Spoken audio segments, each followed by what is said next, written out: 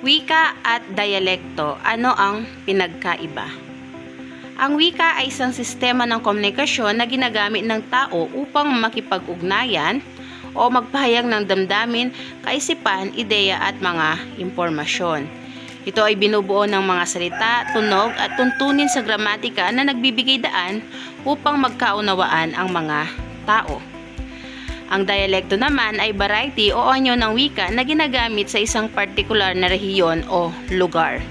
Maaring pareho ang wikang pinanggagalingan pero nagkakaiba sa bigkas, salita at iilang kahulugan. Narito ang halimbawa. Ang mga wikang ginamit, Tagalog, Ingles, Kapampangan. Ang wikang Tagalog ay ginagamit sa iba't ibang lugar. Merong Tagalog Maynila at Tagalog Batangas. Halimbawa, sa Tagalog Maynila, kumain ka na ba? Pero kapag Tagalog Batangas, kumain ka na ga? Sunod, ang wikang Ingles. Kapag napunta ka sa United Kingdom, ang salitang merienda sa Ingles ay tea break.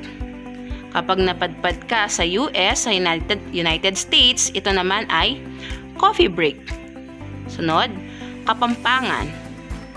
Kapag napadpad ka sa ibang parte ng Pampanga, halimbawa sa San Luis, ang salitang grill, ito ay nangangahulugan sa Kapampangan na derang. Kapag napadpad ka naman sa Magalang, Pampanga, ang salitang grill ay nangnang.